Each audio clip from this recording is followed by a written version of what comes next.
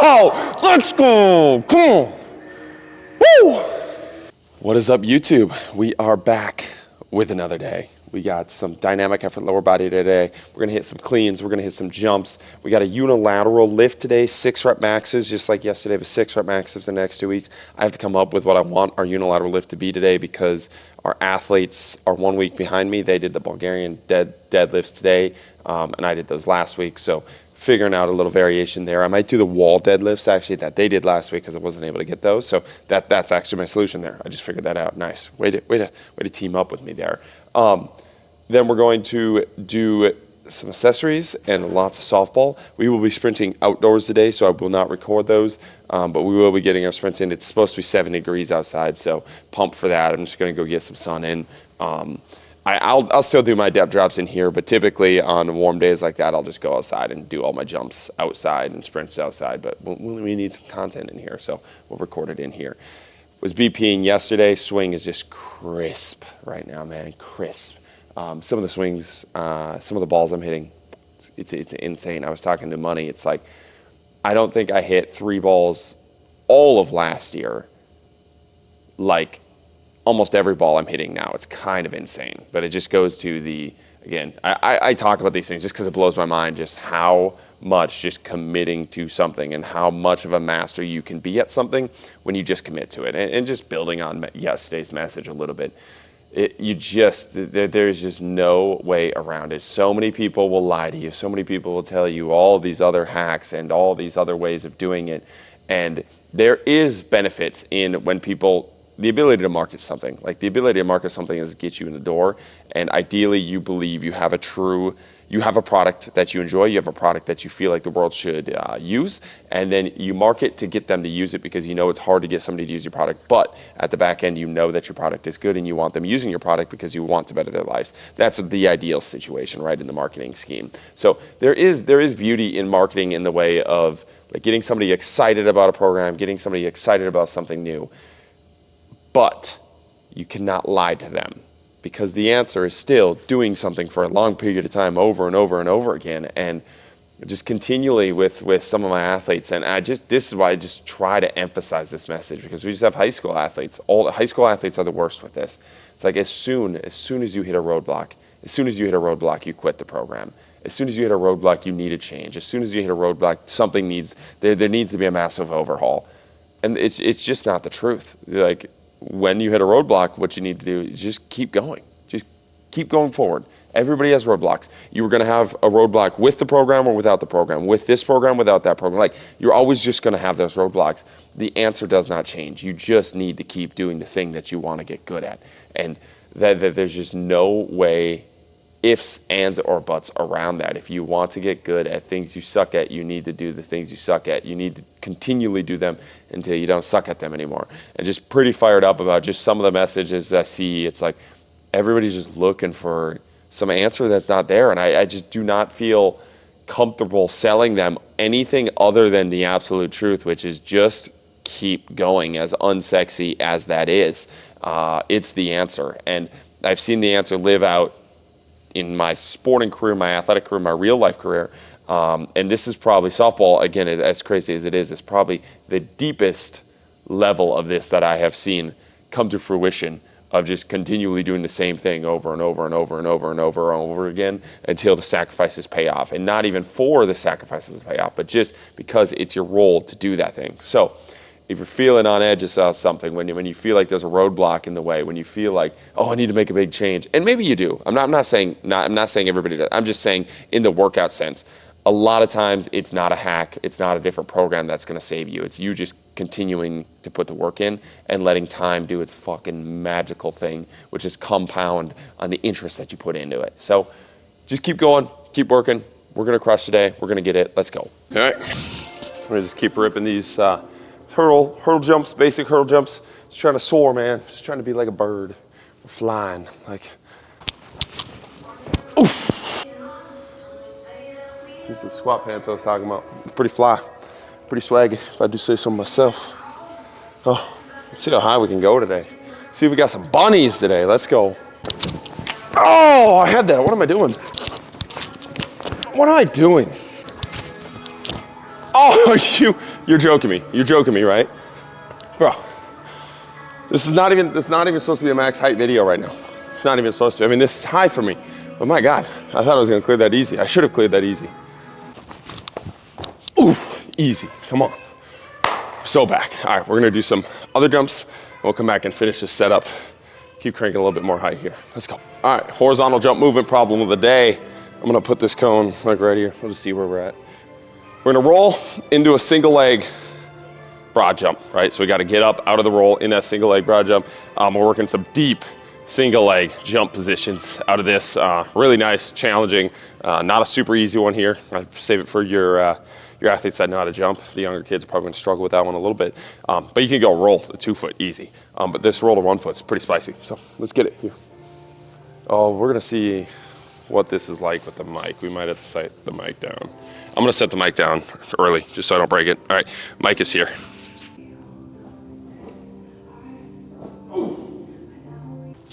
Takes a little bit for my big body to get some momentum off the ground. But no, this is a really good one for looking at how, like the hip mobility out of that position, hip strength out of that position, being able to jump out of that deep tier and that single leg squat, coming back up, but also the transition off of the ground with all these rolls. How does an athlete get up off the ground?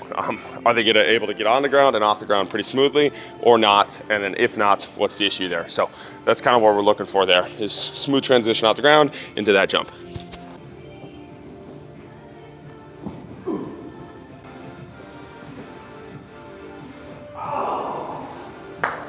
So right leg went farther, but I was much slower getting up onto it and jumping out. So I want to be a little bit smoother there. Let's hit this left foot.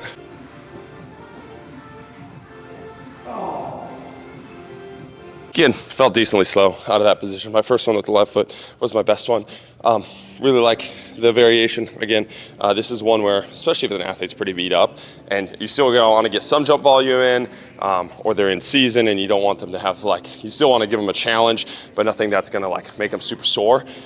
Variations like this, where the output is forced to be lower because the variety is higher, is a really nice solution to that problem. So you can still give them something that challenges them, still give them something to motivate them, and you got the cone and they're competing and they're doing it, but the variety, the constraints of the variety, the constraint of the jump forces the outputs to not be insane, right? So they don't have any huge landings, they don't got any positions where they're really gonna struggle in or be sore from, but you're still getting some jump volume and you're still challenging them to be better athletes in that setting. So that's something that I would use, again, when an athlete, either if the session feels a little bit dull, they feel a little bit dead, or I know they're pretty beat up in the sense of, or I don't want them to be super beat up, but I still want that stimulus, the jump stimulus in there. And then on days when it's like off season or super high energy, it will lower the variety, increase the outputs, and do stuff like big hurdle hops and stuff like that. Or just in a general program, sorry, we're gonna cover it all here for you. In a general program, you have that high output jump paired with the high variety jump, and then next week we'll switch. We'll have high variety on the vertical output, and then, or on the vertical jump, vertical movement problem, and then low variety, high output on the horizontal movement problem. So that's just kind of the way I think about it. Let's keep rolling. We got last set here of these jumps. We're just gonna keep pushing the height there. We've been ripping the cleans in between, so when we get to the cleans, we'll be on probably our first serious working set. The last set was pretty heavy, but first serious working set. And yeah, we finished up the roll, the broad jumps, and we got 50 total depth drops today. We'll keep recording those, keep pushing those, but we're only on 15 of those so far out of the 50. So let's do it. I hate myself. What the fuck? Ooh. Let's go. All right, we'll try for one last PR here. See where we're at. Oh! Oh! Oh! R.I.P. Maybe one more time. Let's see where we're at. Dang, that could have been so cool. All right, let's do it. One more. Woo! Ah! Fuck! Oh! No! God dang it! Ah! You got that, dude. Come on. Oh! Let's go. Come on. Woo! All right, round two here. Let's get it.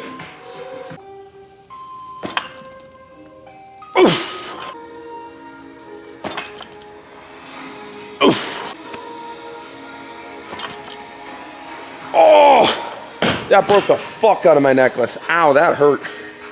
Oh, I gotta take those off. That's why Welty always has it in his mouth. All right, last triple here, and then we're gonna go drunk sig singles.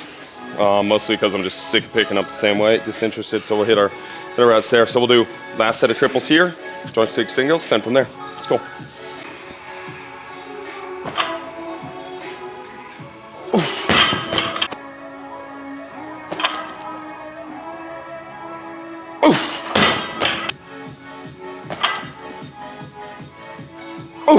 Let's go. Woo. Woo. All right, we're gonna do a couple drunk sig singles here and see how they feel. Let's keep going from there. Let's rip it.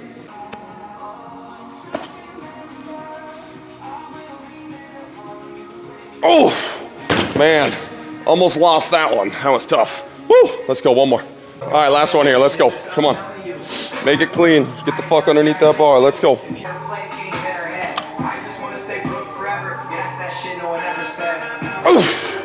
Let's go. All right, so we're gonna do snatch. I lied about the wall deadlifts. We're gonna do the snatch grip deadlifts because Kyle recommended doing these, and I just haven't done them in a long time since like Thibodeau's program. So 6-rep max snatch grip deadlifts here, ripping these.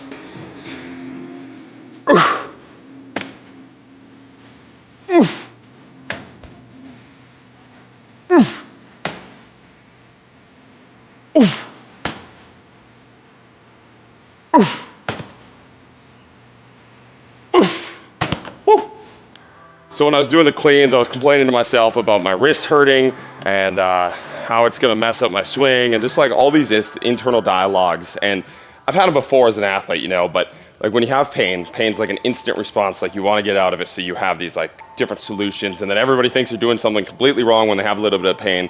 And I'm not even saying I was there, I just got that anger flash of like, God dang it, dude, that hurt. Like, what was I doing there, just catching it wrong?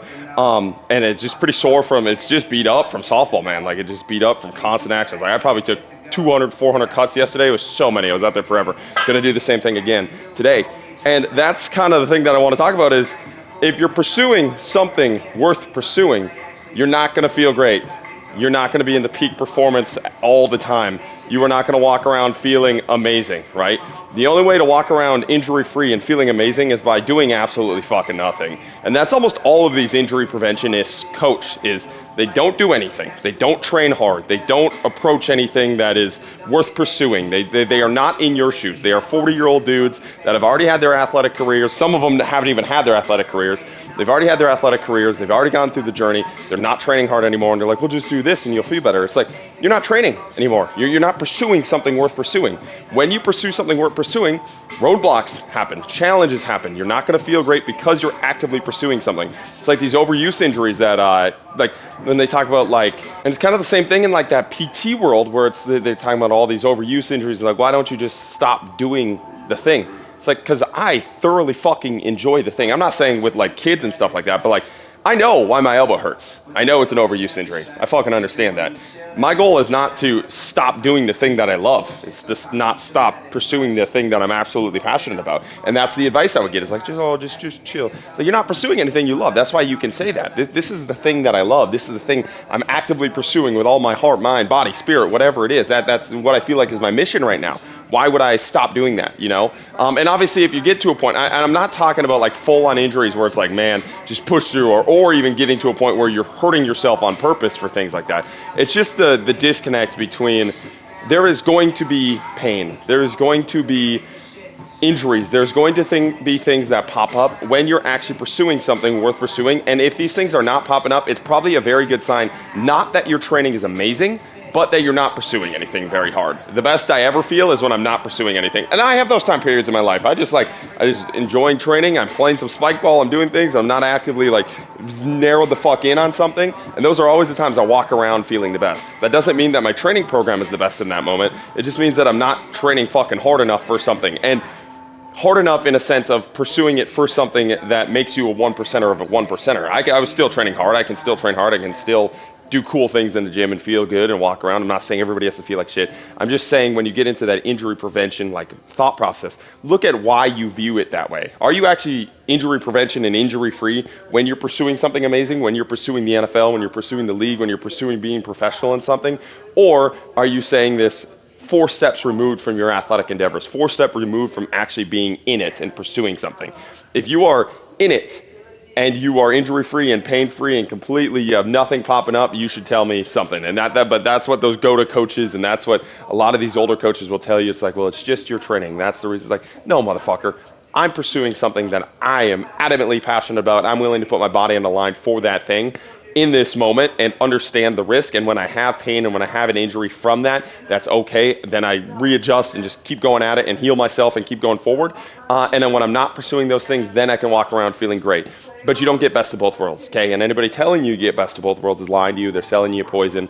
And most likely, it's because they themselves believe it, because they are not actively pursuing something. So listen to people that are actively pursuing something. Look at them, watch them, see what they are doing, rather than the PT sitting on the couch. I'm just attacking PTs. It can be strength coach, it can be a chiro, it can be anything. But many times it's the person that is 4 steps removed, being that like backseat passenger driver that's telling you things to do that they themselves are not doing. So just kind of a thought process, a little tangent there when that wrist popped up. If you are pursuing something worth pursuing, you're going to have pain and injury. That's okay. We'll adjust, we'll adapt, we'll look at why those things happen, what popped up, what changes can we make, what changes can't we afford to make, and what was happening. Was it luck? Was it just a glaring injury? Was it somebody just attacked you? And if you're not pursuing something, don't give advice to people that are pursuing something, okay? Unless they ask for it. If they ask for it, you can do whatever you want. But anyways, let's do it. 6.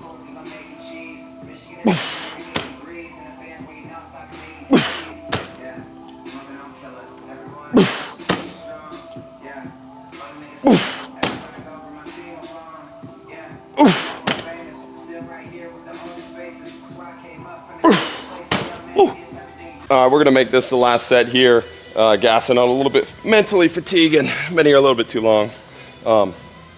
Should be a pretty clean 6 here. A little bit hard, but should be clean.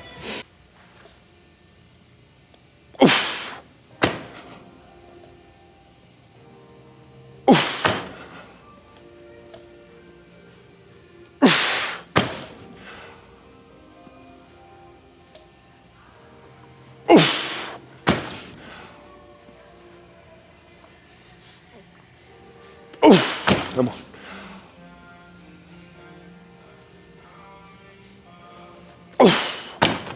There we go. Woo. All right. Broad jumps, not broad jumps, step drops, and then what else we got? A couple accessories, then we're out of here. Hit some softball. Let's go. Sets 45 to 50 here, single leg depth drops. First set at this height. We're gonna be pushing a little bit. Should be nice and fun. There we go. There we go. Come on.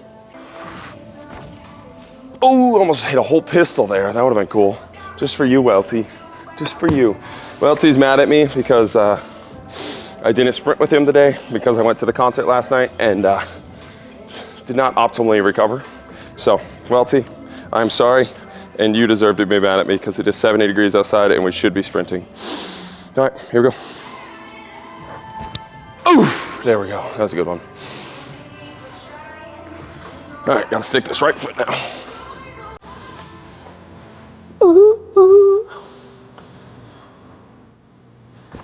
Oh, there we go, come on.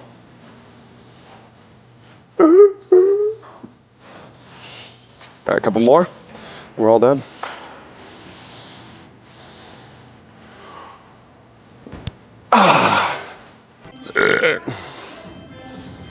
I should have burped in the camera. That's kind of gross. Sorry, guys. Oh, gosh, dang it, dude. I'm missing that one. Come on. Last one. Here we go. Come on. Come on now. Right foot. Stick it. Come on. Make it a good one. Here. Ooh. Ride that cycle. Let's go. We got these little half pigeon grab. Where am I? Make sure I'm doing this right. I'm not doing it wrong. I am. Other arm. All right. We got these half pigeons here, right here. We're gonna grab, opposite arm, pull into this, and then you got this dumbbell sinking up and over top here and feeling this big stretch here. One thing I wanted to talk about on mobility, I am not saying mobility is not a big piece of the puzzle and having movement options.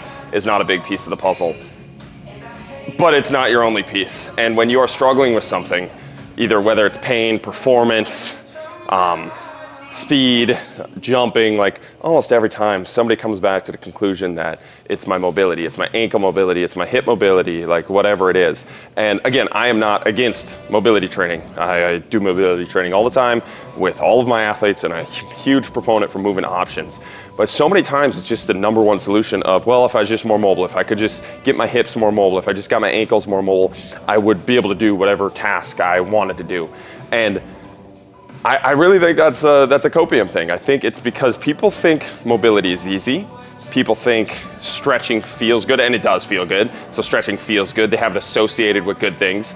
And instead of just understanding that you probably just need to train harder at the thing that you suck at and continue to do the thing that you suck at, well, adding in mobility, well, adding in all your strength training, well, adding in all your power training, well, adding in all your speed training, keeping all your components in, not negating the mobility aspect, but it's probably not the missing link that you think it is. It's probably not the root cause of your pain, right? It's probably not the root cause of you sucking at your sport. And just so many times it's just like, well, I'm not mobile enough. It's my ankles, it's my hips.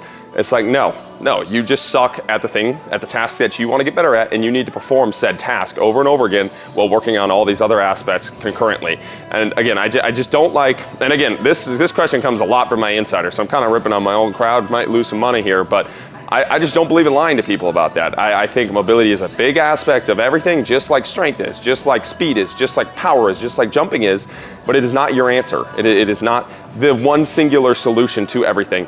And most of the time, if you did real mobility training, your answer would no longer be, oh, I just need to do some mobility training. Because like when I had Range of Strength on the podcast, it's like once I did my first stretching workout, I did the first real hard stretching workout, where it's a bunch of like overcoming isometrics and long duration isometrics and positions that you're just not used to, and you was puking during that workout. If you have a workout like that, your answer is probably not gonna be mobility, because mobility now is associated with something that's hard in your head. So I think a lot of times we trick ourselves into the reason we suck at something is because of the mobility, rather than mobility just being another piece of the puzzle. Probably not the missing link. Again, not saying it can't be, not saying it's not important, but a lot of times athletes will just, they navigate back to that. My pain is because of that, my performance is because of that. And so many times it's not the missing link.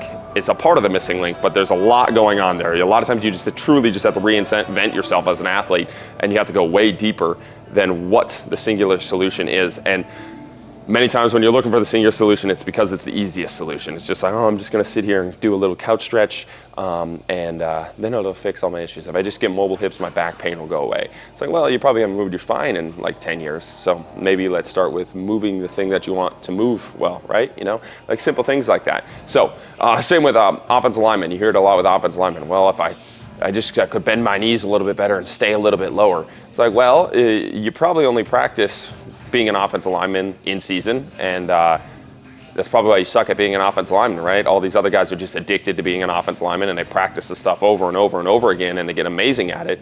And you, who don't love it, and that's okay to not love it, again, but you're not obsessed with it, you're not hitting the reps every single day, and now your solution is not to admit that, oh, I'm not good enough at my sport, I'm not pursuing my sport enough. It's just this simple mobility thing that if I fix, I can do it. And again, that's not to say it's never that, but many times I see a lot of athletes resort to, I'm tight and I need to be able to do this. And a lot of times you're tight just because your program doesn't include a lot of this, the mobility it should include. So I'm not saying, again, throwing out the mobility, but even stuff like just basic ass movement. Like when you have your athletes crawl, you have your athletes rock climb, you have your athletes twist, bend, sprint, play games, get on the ground, roll, all of these things. A lot of times that tightness goes away too, and then the answer isn't mobility anymore as well. Like I can't remember the last time an athlete that's trained with me in person has said, I'm not mobile enough to perform what I want to do, or I'm tight, I can't do this. Not that they're not sore, but like that tight feeling that a lot of athletes have when my hips are tight.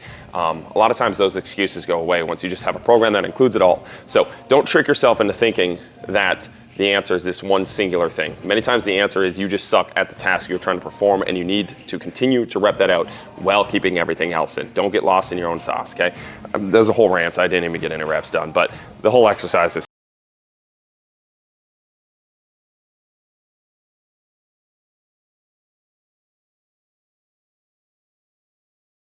feels good. Yeah, that's a keeper. All right, that was a keeper rant, and that was a keeper thing. I got some glare in the background, so I'm hoping that didn't totally mess up that view. But we'll hit this other side, then we'll go from there. Yeah, let's go, Luke.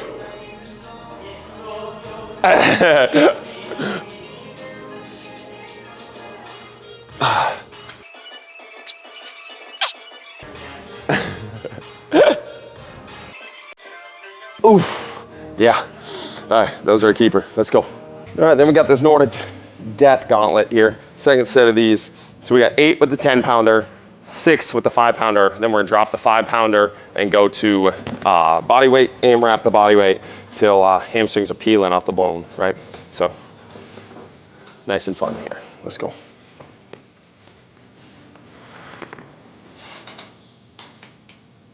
Oof. Oof.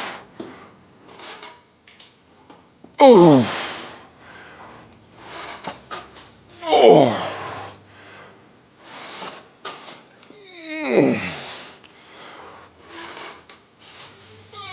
Come on.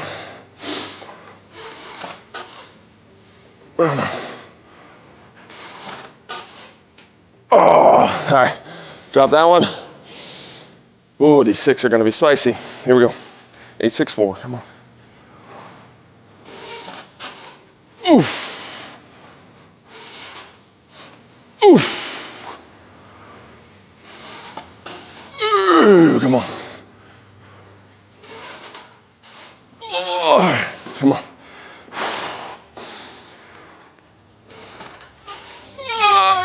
Come on, bitch. Oh, and then AMRAP, minimum 4 with the body weight. Hopefully shooting for a little bit more, but wow, second set of these is greasy. Here we go. Oh, come on. Oh, come on. 2 more.